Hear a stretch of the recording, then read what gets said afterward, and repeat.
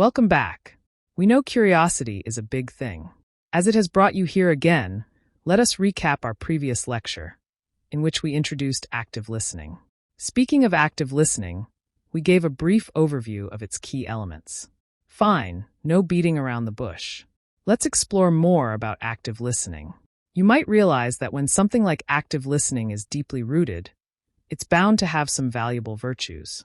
In today's lecture, we will discuss the benefits of active listening and how it transforms one's personal, social, and professional abilities. Don't budge. This lecture will give you far more insights into the realm of active listening. Benefits of active listening. Mutual trust and connection building.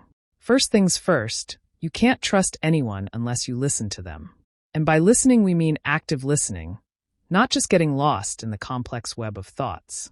This, dear viewers, not only fosters trust, but also builds an emotional connection with the speaker. Remember that example of Franz Kafka? Yes, you linked it right. Had Kafka been heard, do you really think he would have to live such a miserable life? No, never. Souls are slaughtered, and psychologies are crucified, because people are not free enough to listen attentively.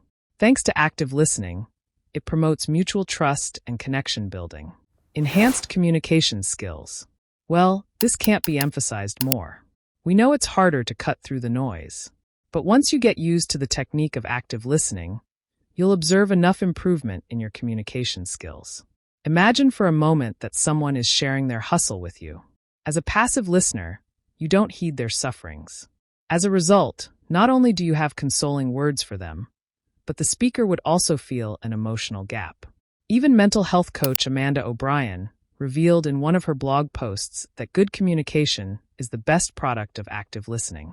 Obviously, when you listen to someone with the attention they deserve, you eventually find words and an emotional connection to them, leading to good communication skills.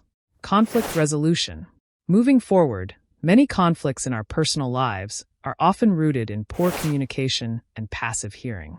Given that in place, let's clue you in. Picture this. You are having an argument with your wife. Neither of you listens to each other and leaves for work without resolving the issue. What will happen? An emotional detachment. Now imagine this. You have a problem at hand. You both sit and try to listen to each other.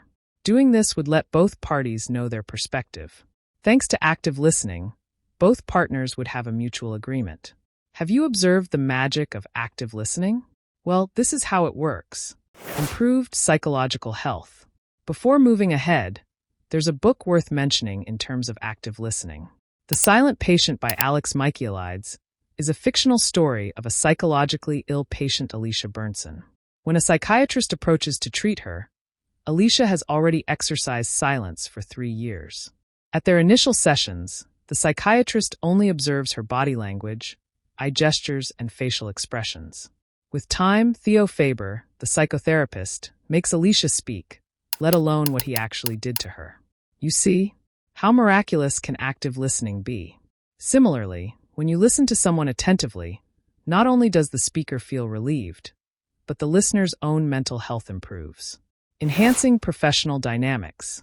Many of us are employed, and many of us sometimes feel unheard in our work environment. Be it the respect culture or collaboration, active listening has all these virtues in its pocket. If you are a company CEO, listening attentively to your employees' concerns will make them more engaged in work. And if you are an employee hustling to have a secure career, listening to expert suggestions will open the gateway to enhanced skills. Doing this will enhance productivity and create a non-toxic work environment. In the same way, leaders listen more and speak less. So the more you listen attentively, the better you will understand people.